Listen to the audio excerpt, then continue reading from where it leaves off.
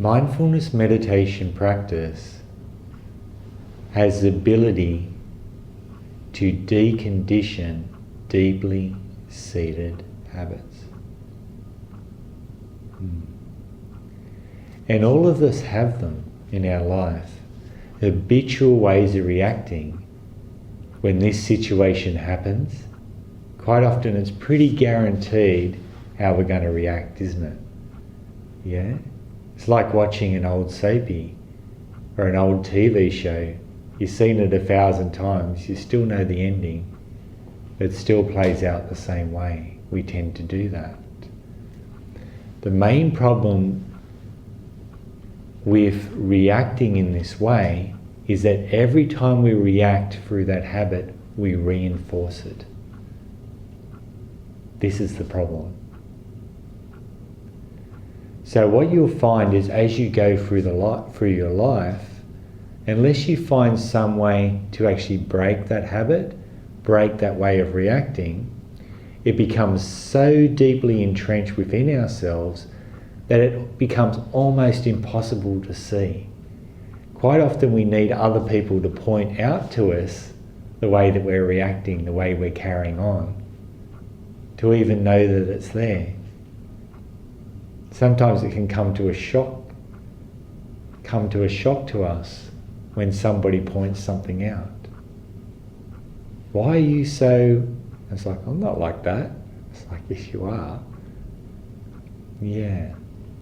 Because when we're in it, when we're lost in it, we don't know any other way of being. We don't know any other way of living our life, do we? And there lies the problem, because when we're deeply caught up in that way of reacting, where that way is reacting through anger, it's acting through desire, wanting more, wanting this or that, acting through aversion, right? Depression, anxiety, stress, whatever it is, loneliness, whatever it is. When we're reacting through that, when we're in that, we can't see any way out.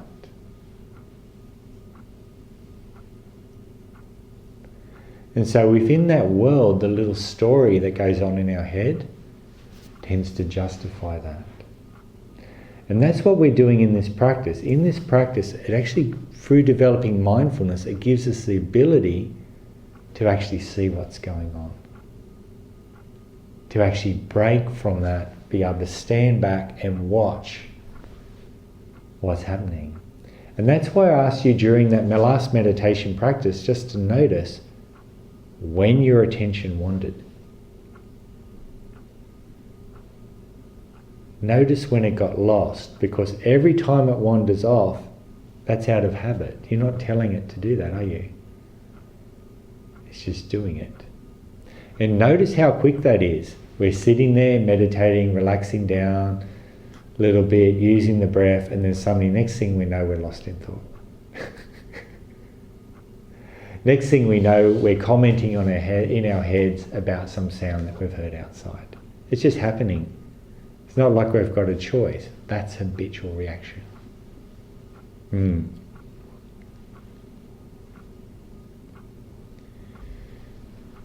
So when we're doing the meditation practice, how can we observe what's going on? How can we do this in a way that's actually going to help us? Let's first look at the process that actually goes on. What's happening. I have mentioned this in other classes, but it's really important to this one. Okay. Why do we get irritated, for example? Why does irritation come up in the first place? Is it coming up because somebody has done something that we don't think is right? Is it that person's fault? Is it the situation that's happening around you? Or is your relationship to it? When we start to watch the way this process works, we start to notice that it's all dependent on how we have related in the past at one time. For me, there was a time in my life I can't remember how far back. Who knows? I could have been 3, I could have been 2. There was a time in my life where Stephen decided that to run away from confrontation was a good thing. If I was being naughty, the way to escape from that was to hide in the cupboard, or to go in my bed and pull the covers over my head. Then as I got older, I actually learnt to run out the back door and sprint down the backyard. I can remember running down to the creek. And as I got older, I got better at that. I got better at running away from confrontation. So something would come up and I would run. Yeah? I remember running from the dentist. My mum didn't know I was gone. She got very upset, not sure why. I can remember the police being called on us up in the street. We weren't doing anything wrong, there was just a neighbour there that didn't like children. I can remember sprinting down the back then too to escape. Remember running away from everything.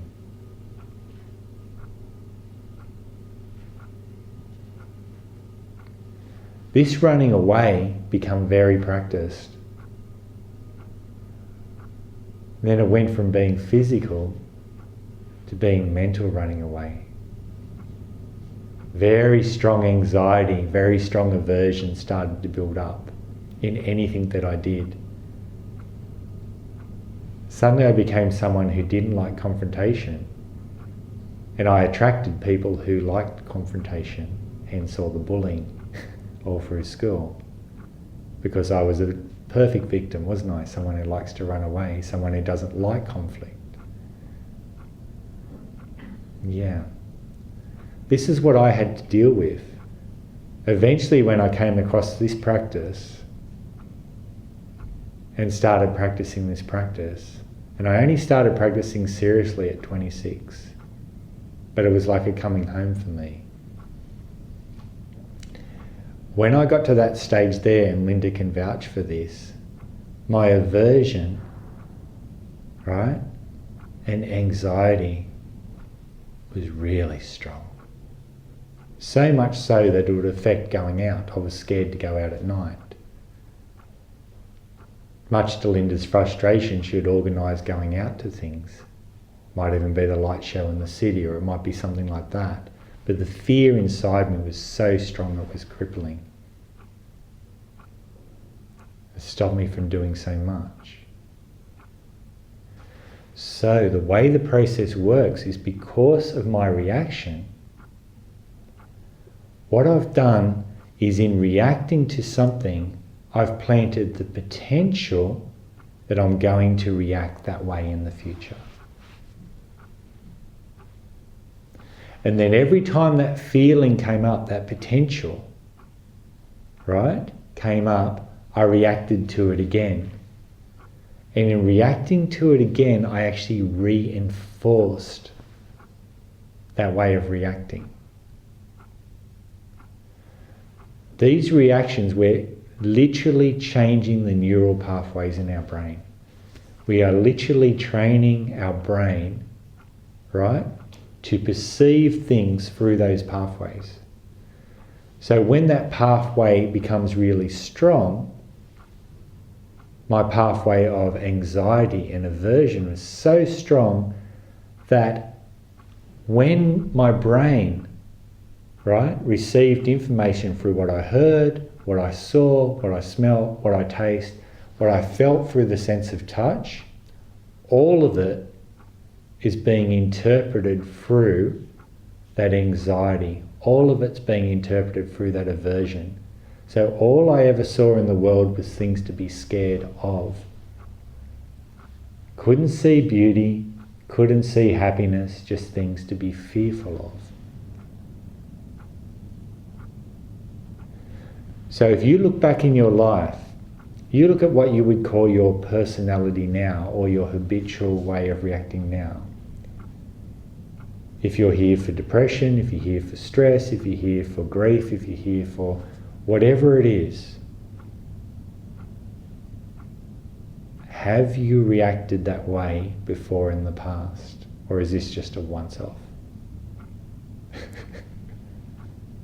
Can you start to see a pattern throughout your life?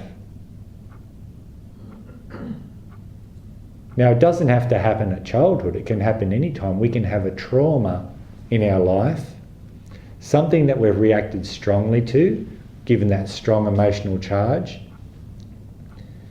and then that's strong enough that every time it comes up, we want to run away from it. Or, if it's an addiction, every time it comes up, we get pulled towards it. It's exactly the same movement. Whether I'm addicted to gambling or I'm scared of going out, it's exactly the same movement. It's that same pull. Except one pull's pulling in this direction, the other pull's pulling in that direction. But it has the same effect. Can you see how that works? Yeah. So it's a reaction to that potential, to that habit that we've trained.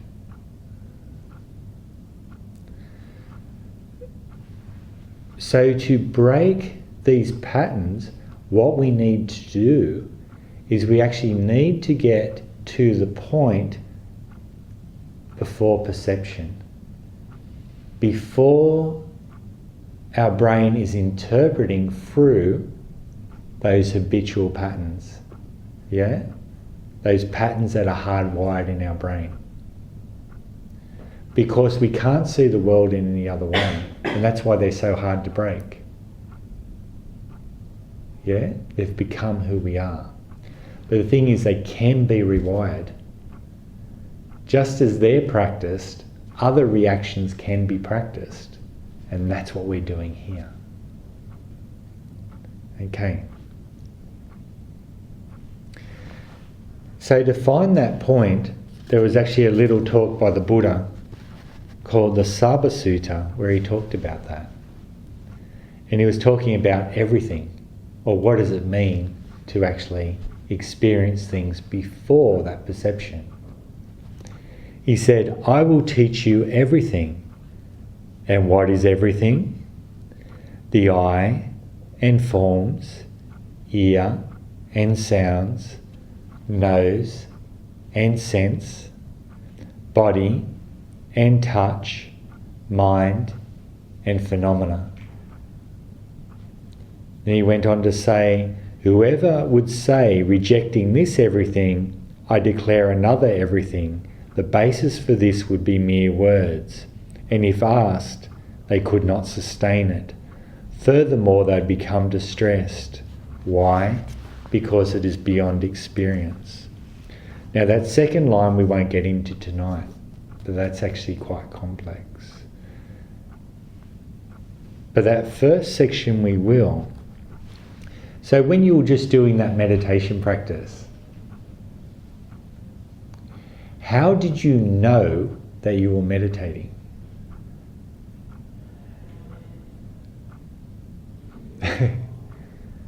You don't know. Isn't it interesting that we don't know? How do we know? When you stop, when you realise you've stopped. No. How do you know, or how do you experience anything during meditation? Just gave you a clue. Let's see what it means to be a human being, because if we're going to get back to the base before perception, we've got to understand, how do we interact with the world? We interact through what we see, don't we? So if you're going to see something, you need two things. You need an object and you need sight. When they come in contact, then you're seeing, isn't that right? If there's nothing to see, you can't see it. And if your eyes aren't open, you can't see either. Same with hearing. You need a sound and the ear. Smell, nose and scent, right? Taste, tongue. And the taste needs to, something needs to contact the tongue to taste it. Body, we need something to touch it. This is how we're all experiencing the world, through these 5 ways, isn't it? Through what you touch, see, hear, smell and taste. And you can't experience it any other way. So everything in the world, you're listening to the world through these 5 ways. And the moment the hot and cold and hardness and everything through your body is listening, you're listening to the world through your body. You say, oh, this is cool, this is hard, whatever. This experience that you're having just there of those 5 senses is before perception. Before perception. Now watch this, this is perfect. Hear the sound outside.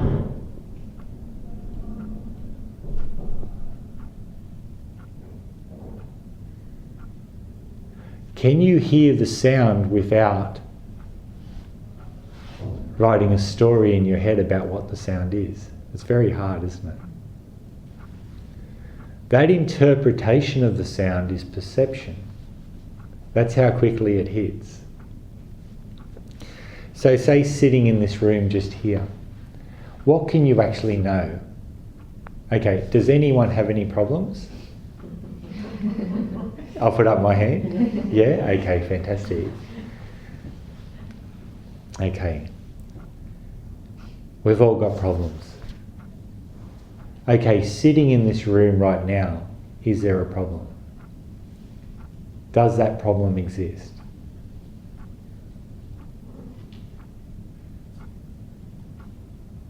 You can't know it, can you? Sitting here.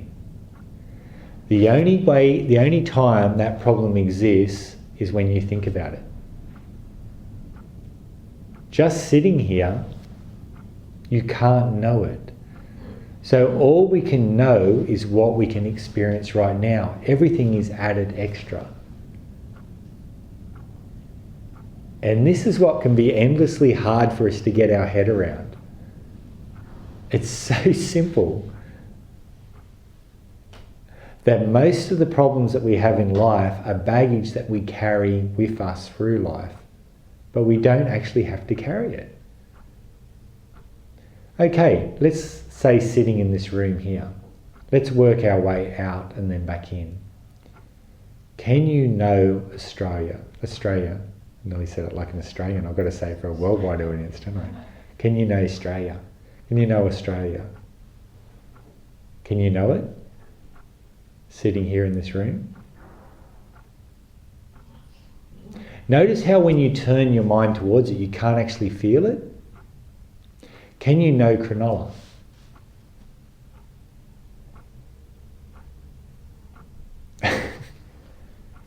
Can you know your home? Or your work, sitting here? See how you can't experience them? Yeah, we'll walk down the street or we'll be somewhere and we'll be suffering because of something that's happened. But in reality, if you turn your attention towards it, it doesn't exist. Even if you've had a past trauma and it was very traumatic, where is it now?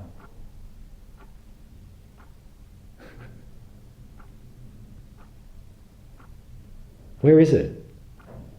The past. Well, where's the past?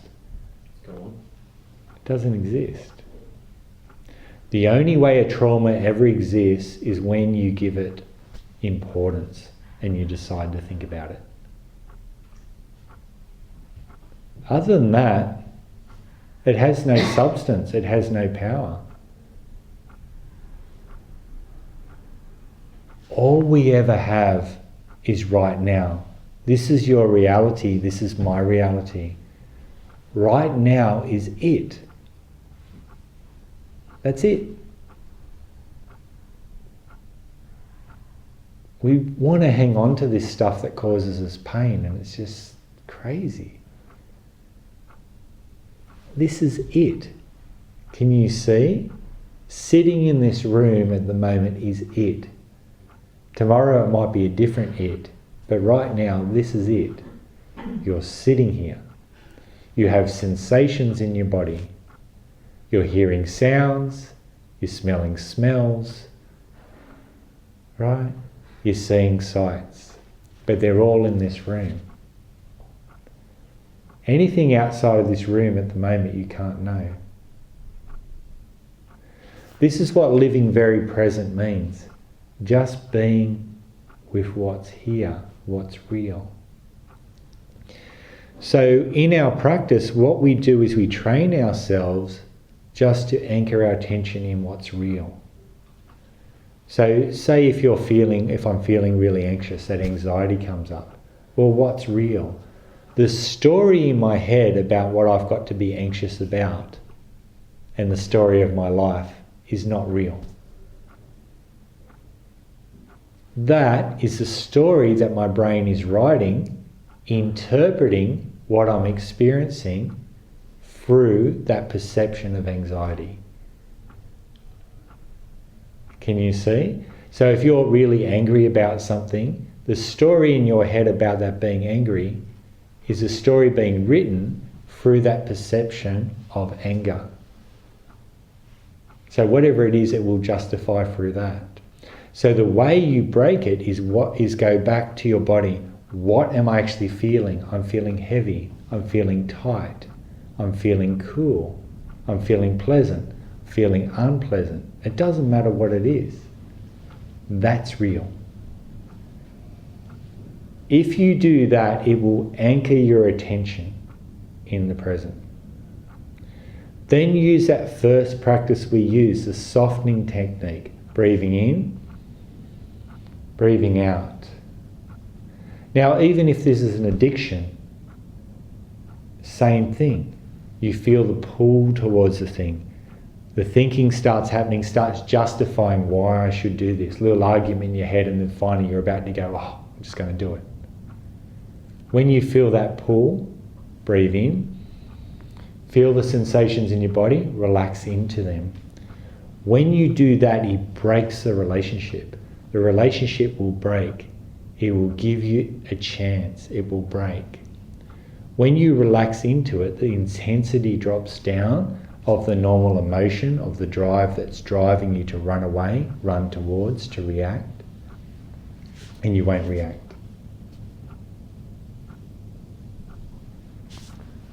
In doing that, you start to unpractice what is normally practiced. If you can stop it just at the feeling in your body, just at seeing, just at hearing, and soften into your relationship to it, you start to unpractice that habit. And you're practicing in its place mindfulness. And making mindfulness habitual. Being present habitual. When you do this, and so many people in my different classes and stuff like that have done this, when you do this, the mindfulness starts to get stronger. And the habit starts to get weaker through lack of practice. Eventually, you get a point where the mindfulness is stronger than the habit. So whenever the habit comes up, you just start being present in your body, relax into it, and then it loses its grip over you.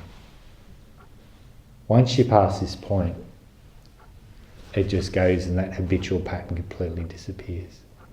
No longer controls you. You just don't react in that way. At that point there, you can practice whatever you want to be a habit. Choose a good thing. Maybe be loving and caring and kind or something. Practice that. Because they also need to be practiced.